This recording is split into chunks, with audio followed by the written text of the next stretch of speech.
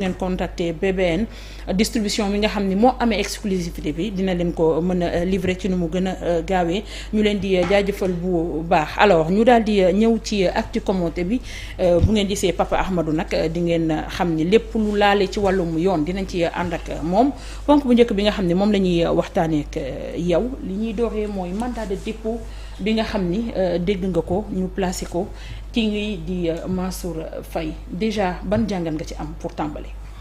Bon, je crois que par rapport à cette question, donc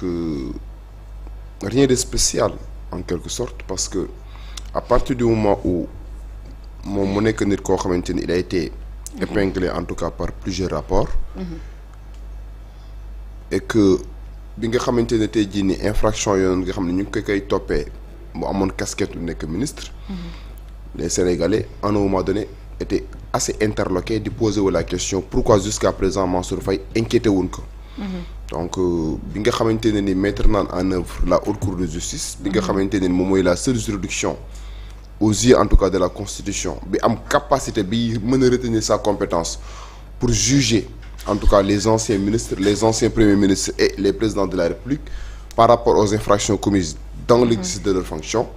donc si leen jugé nécessaire en tout cas ñu convoqué que fi nga xam ne moom mooy la commission d'instruction devant la haute cour de justice et commission d'instruction nag moom bu la convoqué li nga xam ne tey ji moom mooy la suite de la procédure mooy bu fekkente ne constaté nan que les faits pour lesquels en tout cas tu as été inculpé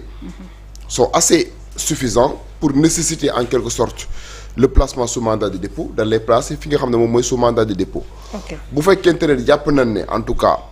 les charges ne sont pas assez suffisantes et nécessité wul en tout cas ñu placer le sous mandat de dépôt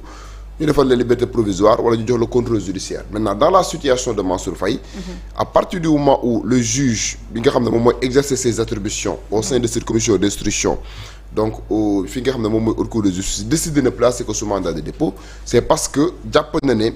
am na ay charges yoo xamante ne c'est des charges assez suffisantes yu mën a nécessiter ñu téye ko téyam dëggandi ko en attendant que ñu creuser dans l'instruction préparatoire. D'accord ci yenn critères juridiques la ñu mën a justifier un mandat de dépôt rawatina ci kaawu Mansour Faye. waaw xam nga par exemple le juge d'instruction moom dafa am ce qu'on appelle un pouvoir d'appréciation souveraine. moom magistrat de siège du magistrat de parquet. à partir du moment où moom ñu déférer en tout cas à son siège.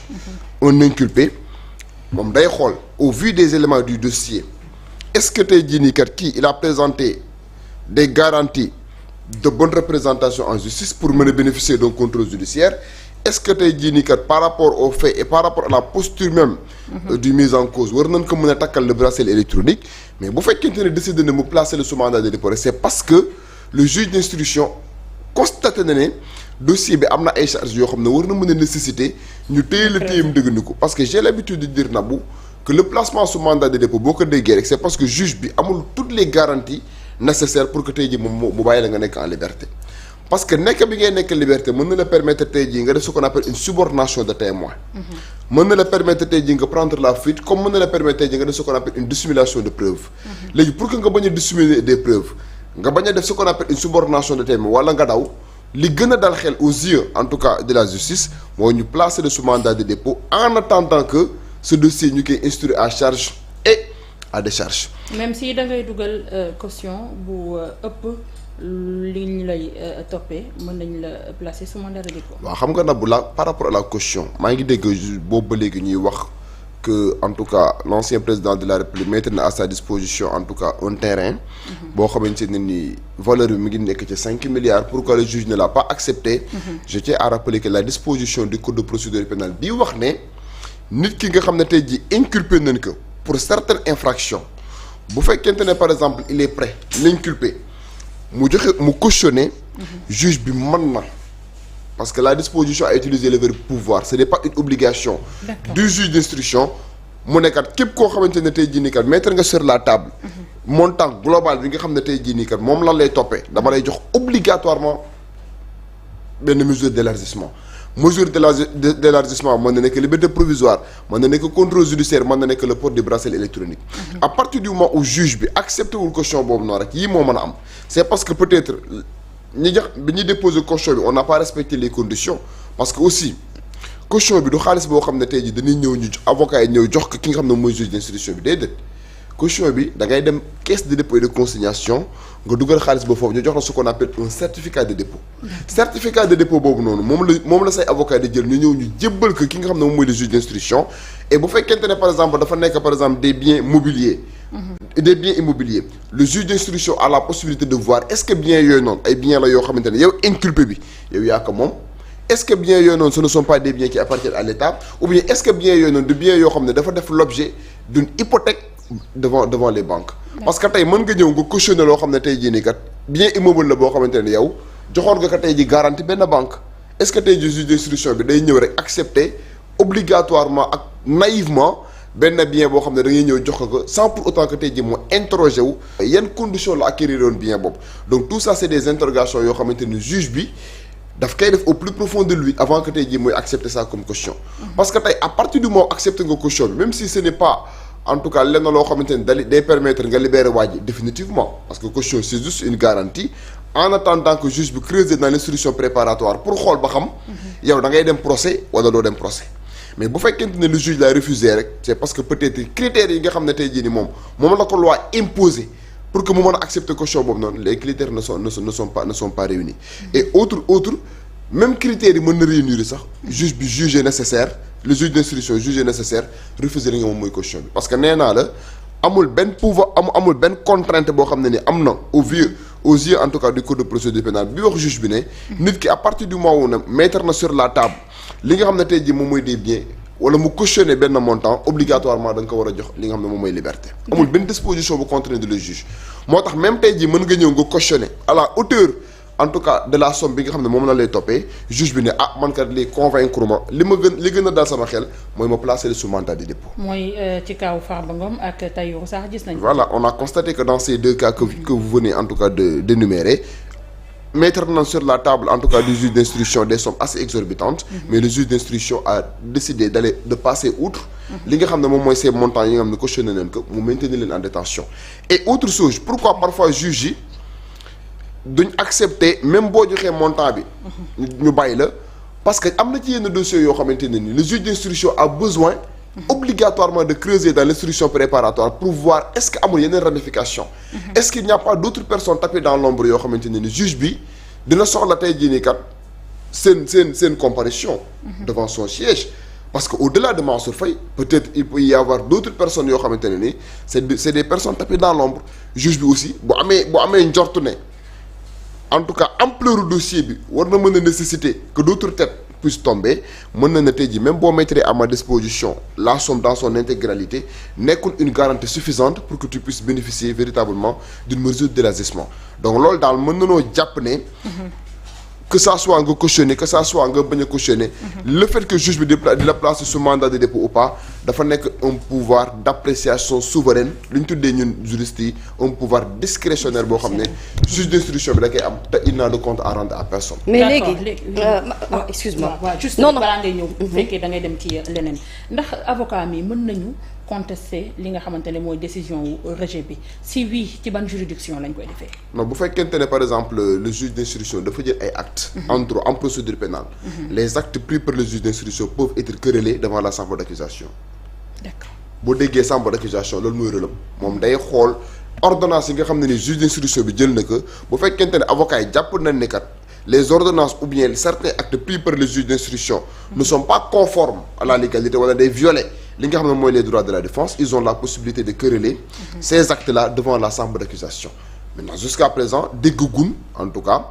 ay avocats am wax ne par exemple dañuy saisir la chambre d'accusation pour quereller en quelque sorte le refus bi nga xam ne tey ji am na ci caution bi et moi je dis même que même boo ay avocats am saisir la chambre d'accusation dans ce sens-là requête bi ñu fay déposer ça sera une requête qui sera déclarée irrecevable parce que nee naa la amul benn disposition du code de procédure pénale bay contraindre le juge d'instruction ne que nit ki kat à partir du moment où cautionné na à la hauteur du montant bi nga xam ne moom lañ koy toppee dafa war a am impérativement une mesure d'élargissement. D'accord. Waaw man kay je voulais savoir dans tous les dossiers que ça soit Mansour wala Moustapha Diop da ngay gis juge bi dafay exiger le cash pourquoi cette exigence-là. souvent dañ naan la joxel xaalis bi cash bu dee bien immobilier ngay teg ñu ne la non cash bi le juge bi bëgg. bon juge bi amul choix dans ce sens là je sais pas kan mooy wax ne juge bi di exiger le cash. parce que constaté nañ ne am na ñenn ñoo xamante ne joxe nañ ay biens immobiliers juge bi accepté que. am na ñoo xam ne joxe nañ de l'argent liquide juge bi apprécié que. juge bi apprécié yow bien bi nga indi que ça soit mu nekk xaalis wala tey jii mu nekk un bien immobilier. day apprécier sa valeur juridique. parce que nee naa la tey mën nga andi immeuble boo xamante ne tey jii nii immeuble bi yow da nga ko tayle woon benn banque. un immeuble qui faisait l'objet d'une hypothèque bancaire. est-ce que tey jii juge d'instruction bi dina am naïveté nekkat indi na ma immeuble rek donc damay accepter immeuble bi non. bu ko neexee bu mën na ne est-ce que immeuble bii nii kat ça ne fait pas l'objet d'une hypothèque. est-ce que immeuble bii nii kat yow yaa ko moom carrément est-ce que immeuble bii kat boo demee par exemple impôt et domaine. inscrire nañ ko ci li nga xam ne mooy le livre foncier. parce que pour que immeuble bi mën a am une reconnaissance juridique une valeur juridique obligatoirement immeuble bi dafa war a nekkal leen na loo xamante ne dañ koy inscrire ci livre foncier bi. d'accord donc loolu lépp c'est des enquêtes en tout cas yoo xam ne juge d'instruction bi am na possibilité mu def que bien avant que tey jii muy accepter bien bi que ça soit mu nekk xaalis liquide que ça soit mu nekk des biens immobiliers donc toujours am na possibilité au-delà. en tout cas des critères yi nga xam ne mën na ko saytu pour recevoir ko wala mu bañ ko recevoir il n'est pas en tout cas astreint le juge d'instruction d'accepter en tout cas li nga xam ne tey jii ni moom mooy la somme cautionnée pour véritablement donner à l'inculpé une mesure d'élargissement. D'accord léegi waaw peut-être une toute autre question après je te laisse dérouler. Je suis curieuse de savoir ñi nga xam ne ministres yi ñu placé sous mandat de dépôt. seen instruction préparatoire combien de temps ça va durer c'est-à-dire ils sont susceptibles de rester en prison pendant combien de temps? Ils sont susceptibles de rester en prison pendant 6 mois mais attention je dis 6 mois. parce que les chefs d'accusation yi nga xam ne moom la leen di toppee. waaw c'est des infractions correctionnelles ce ne sont pas des infractions criminelles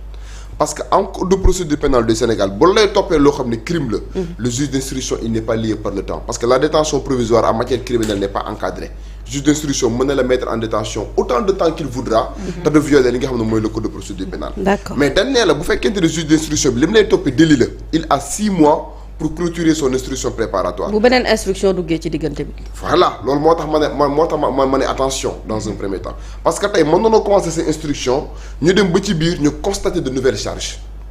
te bu ñu constater de nouvelles charges du juge d'instruction moom moo koy apprécier de. parce que juge d'instruction bi il est saisi in rem xam nga la mooy la saisine in rem. mooy il est saisi que sur les faits visés par le réquisitoire introductif mooy bu procureur bi par exemple.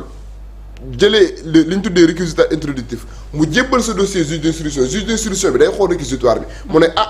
inculpé bi kat ñu ngi koy toppee détournement de deniers publics escroquerie sur les deniers publics blanchiment de capitaux. fait yooyu noonu kese la juge d'instruction mën a toppee. d'accord léegi nag mën nañoo dem ba ci biir procureur bi constaté que constaté naan kat de nouvelles éléments wala de nouvelles charges bu boobaa juge d'instruction bi il n'a pas la possibilité automatiquement d'instruire sur ces charges nouvelles. lan lay def day xaar procureur bi jël li ñu tuddee ce qu'on appelle un réquisitoire supplétif à partir du moment où on a constaté la découverte de nouvelles charges procureur bi day jël ce qu'on appelle un réquisitoire supplétif ne juge d'instruction bi ki ma la defoon ki ma demandé woon à ce que ngeen placer ko sous mandat de dépôt. sur la base du réquisitoire introductif découvrir naa ci moom yeneen éléments yoo xam ne dañ ko war a intégrer dans l'instruction préparatoire. bu boobaa le procureur il prendra ce qu'on appelle un réquisitoire supplétif mu saisir le juge d'instruction pour que le juge d'instruction puisse instruire à nouveau sur les nouveaux éléments yi nga xam ne découvrir nañ ko léegi nag bu loolu amee. nouvelle inculpation boobu noonu day interrompre délai de 6 mois yi nga xamante ne ni jëloon nañ ko pour bu njëkk bi. loolu moo tax nga constater dans la situation de Farba. xam nga à un moment donné nee nañ Farba. extraire nañ ko de sa cellule. inculpé waat ko pour de nouveaux faits. pour de nouveaux éléments. ça veut dire que à partir du moment où il est inculpé à nouveau délai 6 mois day recommencer waat à zéro. D'accord. loolu moo tax nga mën a constater au Sénégal nit ki par exemple ñu koy toppee une infraction correctionnelle mu mën a durer par exemple plus de 6 mois à partir du moment où constaté na durée na plus de 6 mois rek c'est parce que entre temps bi ñuy instruire le premier dossier daa am yeneen dossiers yu dafa am yeneen dossiers yoo xam ne dafa ñëw adjoindre ci inculpation yu njëkk yi. te bu loolu amee rek day interrompre li nga xam ne mooy les délais pour la détention provisoire en matière correctionnelle. D'accord finalement kon ñoom est-ce que tombé wuñ ci seen piège parce que question boobu ñëwoon na dem mais damay bëgg xam parce que le premier ministre dafa annoncé ni lu ci mel ni OFNAC fa nga xamante ne fa la ñu làkk enrichissement illicite tey bu ñu xëyoon peut-être ñu dissoudre ko te ñu mën a toppee ñi nga xamante ne